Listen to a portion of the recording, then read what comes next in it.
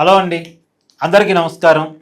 Maoist అగ్రనేత దేవ్జీ, అలాగే కేంద్ర కమిటీ సభ్యులు నూనె నరసింహారెడ్డి, పొలిటిబ్యూరో సభ్యులు రాజిరెడ్డి, వీళ్ళంతా నిన్న తెలంగాణ డీజీపీ ముందు లొంగిపోయారు. గణపతి కూడా మాజీ మావోయిస్టుగా అగ్రనేత, అనారోగ్య కారణాలతో బాధపడుతున్నటువంటి సీనియర్ నాయకుడు, తెలంగాణ రాష్ట్రానికి సంబంధించిన వ్యక్తి గణపతి కూడా నేపాల్లో ఉన్నాడనే సమాచారంతో మన పోలీసులు ఆయన్ను కూడా అదుపులో తీసుకున్నారని తెలుస్తుంది.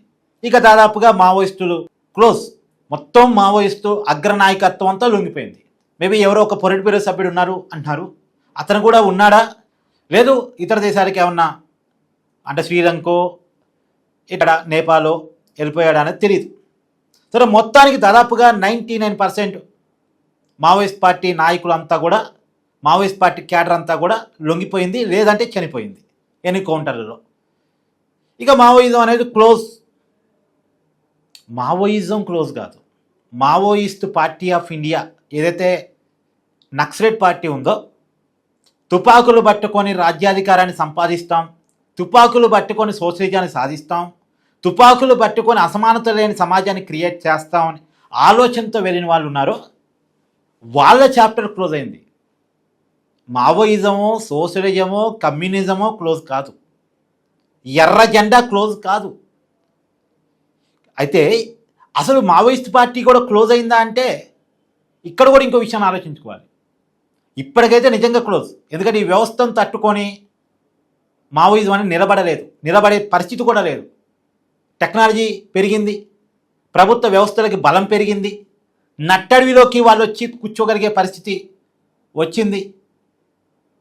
పైన డ్రోన్లు ఎగరేసి మరి నట్టడివిలో మావోయిస్టులు ఎక్కడున్నారో కూడా చూసి అక్కడికి వచ్చి పోలీస్ క్యాంప్ వేయగలిగిన పరిస్థితులు వచ్చాయి.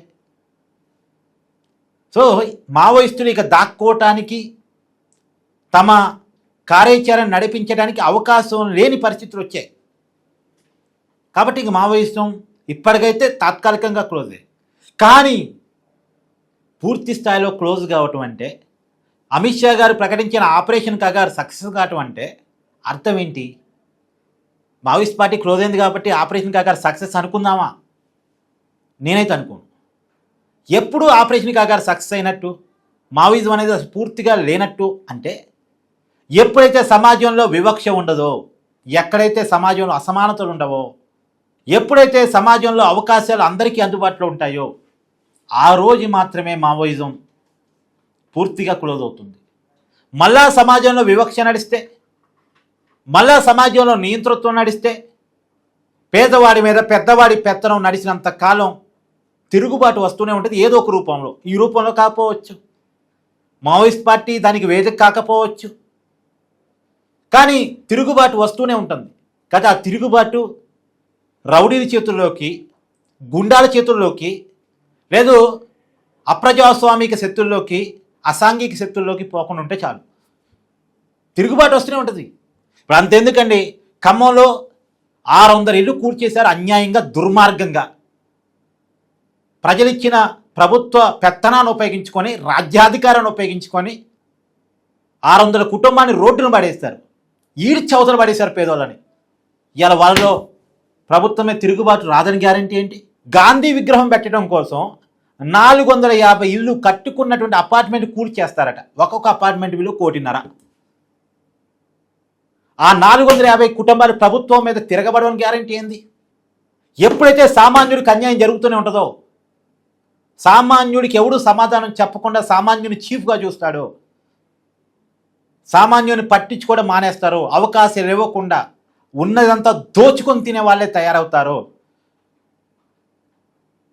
అప్పుడు సామాన్యుడి నుంచి అనుకోకుండానే, తెలియకుండానే తిరుగుబాటు స్టార్ట్ అయిపోయింది కదా. ఆ తిరుగుబాటు సక్రమ రూపంలో ఉంటుందా ఉండదా అనేది మనం చెప్పలేము. ఇక ఆ తిరుగుబాటు చేసేవాడి యొక్క విచక్షణ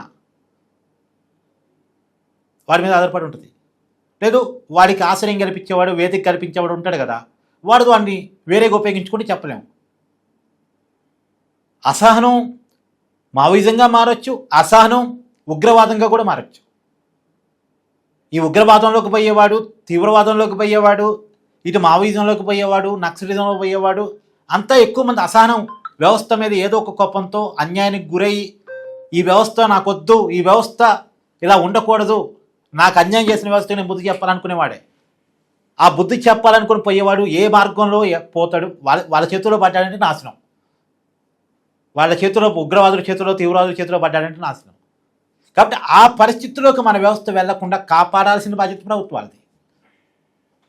ఉన్న సంపద అంతా కార్పొరేట్కి, భూస్వాములకి, బూర్జీవాలకి దోచిపెట్టకుండా, పెట్టుబడిదారులకి దోచిపెట్టకుండా, ప్రజల సంపద ప్రజల కోసం కాపాడి, ప్రజల కోసం ఉన్న అవకాశాలు ప్రజల కోసం వాడి, ప్రజలిచ్చిన అధికారాన్ని ప్రజలకు సర్వీస్ చేయడానికి ఉపయోగించుకుంటే నిజానికి ఆపరేషన్ కాగారు సక్సెస్ అవుద్ది. లేకపోతే ఎక్కడైతే ఆ ఉద్యమం చనిపోయిందో మళ్ళీ అక్కడే పుట్టింది. బెంగాల్లో పుట్టిన నక్సల్బరీ ఉద్యమం దాన్ని అణచడానికి కొన్ని దశాబ్దాలు పట్టింది. ఇవాళ తెలంగాణతో క్లోజ్ అయింది. కొన్ని దశాబ్దాల పోరాటం. ఆపరేషన్ గ్రీన్ అంటే యూపీఏ, ఆపరేషన్ కగార్ అని ఎన్డీఏ ఒక పెద్ద యుద్ధం నడిపించాయి. ఏమండి 2024లో ప్రకటించారు అమిత్ షా గారు ఆపరేషన్ కగారు. 2 సంవత్సరాలు వేలాది మంది సాయుధ బలగాలు, కేంద్ర బలగాలు, రాష్ట్ర పోలీసులు, డిఆర్జీ బలగాలు, టెక్నికల్ పీపుల్, టెక్నాలజీ ఇంత వాడి చివరికి మావోయిస్టులో కొంతమందిని అప్రూవ్గా మార్చుకోవటం, పెద్ద పెద్ద ప్యాకేజీలు ప్రకటించడం, ఉన్నట్టుండి గిరిజనుల మీద ఒక్కసారిగా ప్రేమని వలకబోసి వాళ్ళకి ఏం కావాలో అన్నీ చూడటం, ఇన్ని చేస్తే 2 years పట్టింది మావోయిస్టును క్లోజ్ చేయడానికి. ఒక పెద్ద టాస్క్ తీసుకొని కేంద్ర ప్రభుత్వం పనిచేసింది. 130 కోట్ల మందికి ప్రాతినిధ్యం వహించే ప్రభుత్వం ఒక పెద్ద టాస్క్ పెట్టుకొని మావోయిస్టుల మీద పనిచేస్తే తప్ప క్లోజ్ కాలే మావోయిజం. అంటే ఎంత పెద్ద అసహనం దేశంలో ఉంది. మావోయిస్టులకి చనిపోయిన వాళ్ళందరికీ తెలుసు మేము చనిపోతామని. వాళ్ళకి తెలిసే పోరాటం చేశారు, తెలిసే చనిపోయారు. వాళ్ళని చంపేసి ఘనకార్యం అనుకోవద్దు. ఆ పరిస్థితిలోకి వాళ్ళు ఎందుకు నెట్టబడ్డారో ఆలోచించుకోవాలి. చనిపోయింది మన పౌరుడే కాదు, తప్పుడు బాటలో ఉన్నాడు అంతే. ఆ బాట కరెక్ట్ కాదు. తుపాకీ పట్టుకొని మన ప్రభుత్వం మీదే, మన ప్రజల మీదే తిరుగుబాటు చేయడం అనేది కరెక్ట్ కాదు. కానీ ఆ పరిస్థితిలోకి ఎందుకు వెళ్ళాడు అనేది ఆలోచించాలి. ఆలోచించగలిగినప్పుడే ఆ ప్రభుత్వం సక్సెస్ అవుద్ది, మావోయిజాన్ని లేకుండా చేసినట్టు అవుతుంది. భారతదేశంలో ఇంటర్నల్ తిరుగుబాటు, మావోయిజం అనేది ఇంటర్నల్ తిరుగుబాటు, ఆ ఇంటర్నల్ తిరుగుబాటు చెక్ పెట్టినట్టు అవుతుంది. మీ అభిప్రాయాన్ని కూడా కామెంట్ రూపంలో తెలియజేయండి.